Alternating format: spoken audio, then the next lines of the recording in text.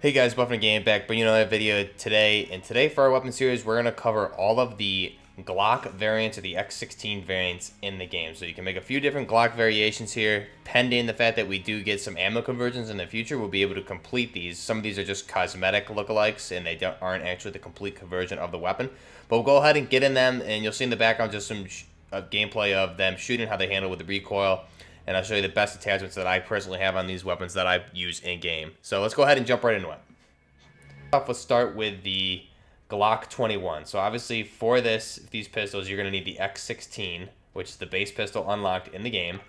And by default, the first X16 variant that you have is the Glock 21. So the Glock 21 is a 45 ACP version of the Glock 20, designed primarily for American market. And the Glock 20, I believe, was 10mm auto, which was also mainly used by the FBI back in the 90s when they were doing things similar to, they had an MP510, which was also 10mm auto. So the FBI in the 90s was obsessed with 10mm auto and trying to put it on almost every weapon they could. So the 21 is 45 ACP version, which is what we have here in game, of the Glock 20, designed primarily for the American market, compared to the Glock 20, which was chambered in 10mm auto.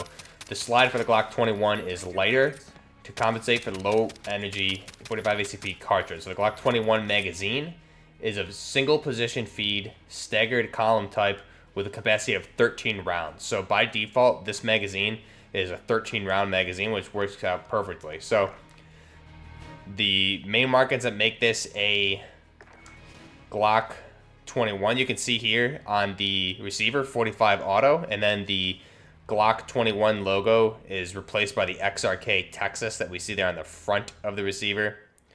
And that's really all that makes this a Glock 21 Gen 4, is what it looks mostly like when we make these attachments. The only thing really making this a Glock 21 is the base receiver that you have in game for the barrel attachments. So all these other ones we'll go over for the additional attachments, but this one, I believe, is the only one that says 45 auto on it.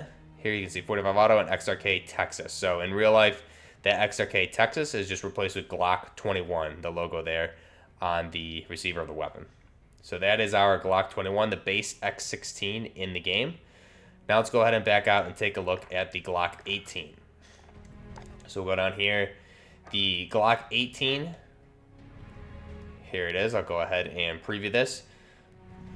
So here you can see the Glock 18. So some main factors first about the Glock 18, and then we'll get into the attachments. The Glock 18 is a 9x19mm parabellum version of the Glock. So obviously we don't have that ammo conversion in the game yet, but you can see there on the receiver it says 9x19. So that is the same rounds that the Glock 18 would fire, along with the whole line of the 9x19 paras that Glock made. You also have the select fire on the back of the receiver there as well, which is switched to full auto, and then you can see it's on the back left-hand side there. You have a full auto and single, which technically would make that a Glock 17 in single fire if we were to not have a select fire switch on this. But the Glock 18 is a select fire variant of the Glock 17, as I said, developed at the request of the Austrian counter-terrorist unit EKO Cobra.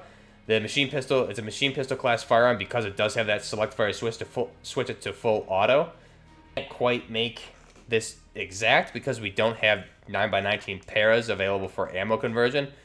All we have is 45 ACP at this point in time, but you can make that with the 26 round magazine, so that's as close as we can get to the 33 round magazines.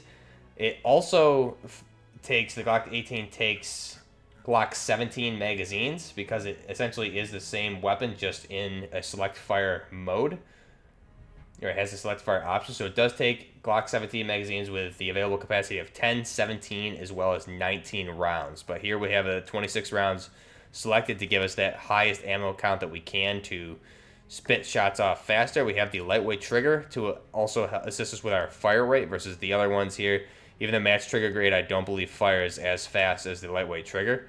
So that's going to allow us to get shots off as fast as possible with that lightweight trigger to closely replicate the full auto of the G18. So that is the Glock 18. Now let's go ahead and we'll jump to the Glock 34. So jumping down now, the Glock 34 that I have here.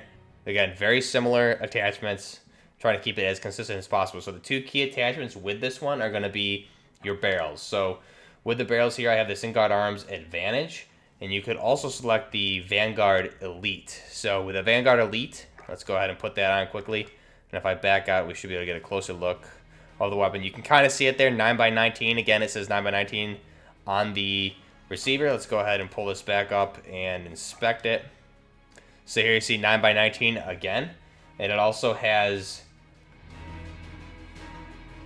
the threaded barrel. So you have the threaded barrel markings on the slide, and the threaded barrel turns it into a Glock 18. So if I were to remove the suppressor, we would be able to see that threaded barrel itself. So we have the threaded barrel, we have the 9x19 on the slider, as well as the ridges on the slider itself as well. So let's go ahead and put that monolithic back on to keep it as consistent as possible. And the other attachment to also make this a Glock 34 would be the Singuard Arms Advantage. So we had the Singuard Arms Elite to start, and that's the 9x19 with the threaded barrel, as well as the markings on the slide. Now the Singuard Arms Advantage, if I go ahead and do this, is also going to give us the same type of barrel. Again, we have some thread. The threading, it doesn't say 9x19 on this one. It has Singuard Arms there instead, and also instead of the Glock logo as well. And the barrel, if I were to take off the suppressor again, you can see the differences there with the barrels. This is a slightly longer. You can see just the difference with the threaded barrel here with the Vanguard Elite, and the Singuard Arms Advantage has a slightly shorter barrel length on it. So the difference stat-wise with these two is the Vanguard Arms military issues heavyweight slide provides exceptional stability, extended barrel with polygonal firing, extended weapon range, and max. So the pros here being damage at range, bullet velocity, and recoil control with the consummated ADS speed and movement speed. The Singuard Arms, the only difference here is that it still has damage at range and bullet velocity, but we're missing out on the recoil control. And our only con here is the ADS speed versus the Vanguard Elite being ADS speed and movement speed. So you're really picking and choosing here. Do you want to move faster, or do you want better recoil control? So that, and again, really the main things with this is that you're going to get on the Glock 34 with those two barrel attachments is damage at range versus the Glock 18 build. You're going to get ADS speed, and you're going to lose bullet velocity, and then just the base Glock 21, you have that standard barrel. So the last real main change here is with the, which I unfortunately do not have unlocked, but we can go jump out to the barracks, and we can look at this. This is one that anybody can get, and I just never had interest in getting it until I needed to make this video, so I didn't go back and do this yet. But you can see here for the Weapon Master Challenge, we get the Urban Defiler, and this is a blueprint for the Glock, very similar to one that we saw in the gun bundle, or the gun nut bundle, which came with 5 different weapons. So here is the Urban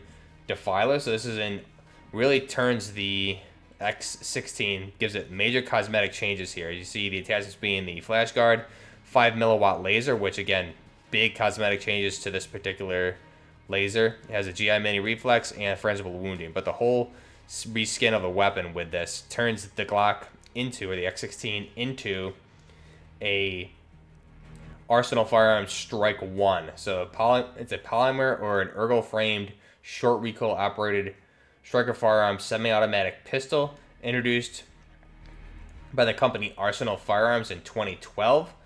The Strike 1, which is this particular model we're looking at, is known in Russia as the Swift Bird. So this, unfortunately, was not adopted by the Russian army as the main pistol, even though Spetsnaz have been seen using this in the past. Again, this was produced in 2012 through the present.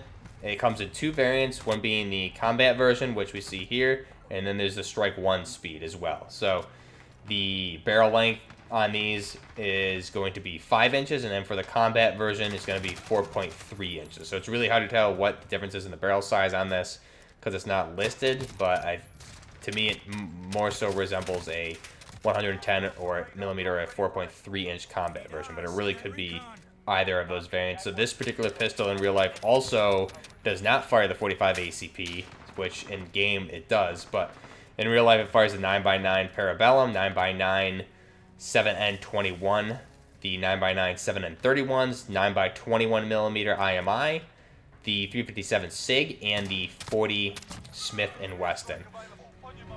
So unfortunately, there is no 9x9 on this particular blueprint, but again, in real life, this would be that Arsenal Firearms Strike 1. It is a very large or heavy cosmetic change to the X16 or the base Glock 21 in game, and I think this one looks really cool. Now again, this is a very similar, almost an exact copy of this available with the gun nut bundle that we covered. If you go back and watch that video, I'll try and link it below if I remember. And there you get a pistol that's essentially exactly the same as this with some very, very minor changes. But again, that is the Arsenal Firearms Strike 1. So in total, those are the 4 different versions of the Glock that we can make. So we have, just to summarize once more, we have the Glock 18, the Glock 21. So you can see here on the table we have the Glock 21, the Glock 18, as well as the Glock 34, which you can utilize both of those, the second slot and the third slot barrel attachment to make the Glock 34. And then we have the Urban Defiler, making it the Arsenal Firearms Strike 1. So that is all for this particular video. I know a lot of you have been asking for a Glock video like this, so these are all of the Glock conversions that we can make currently in game. Now again, since there is a lot of slider attachments or barrel attachments with the 9x19 labeled on the slider, it's safe to assume that Infinity Ward will be adding an ammo conversion for a 9x19 Parabellum, and hopefully also a full auto perk to turn this into a real Glock 18, and we'll be able to select that perk to turn it into full auto, as well as the ammo conversion. And then with the slider that we showed off here for the Glock 18, we already have the select fire switch, so it would be ready to go. So I think that'd be really cool to see them add that ammo conversion as well as the perk for full auto. But let me know down below what you guys think of these Glock versions. Let me know if I missed anything. I guess technically you could be making a Glock 17, as I said, and there's plenty of other Glock versions here. They really come in 9x19 Parabellum. They also come in the 45 ACP that we talked about, 10mm auto, 40 Smith & Wesson, 380 ACP, 357 SIG, 40 GAP, and 22 LR. So there's plenty of Glock variants that we could probably cosmetically replicate for the most part, but these are, I think, the main 4 that I have found in game. So let me know down below if I missed anything. Also, let me know what your favorite setup is for this pistol, or any pistol for that matter. And let me know what other conversions you want to see coming forward, what weapons you want to see for Season 2. And until next time, Buffner Gaming, out.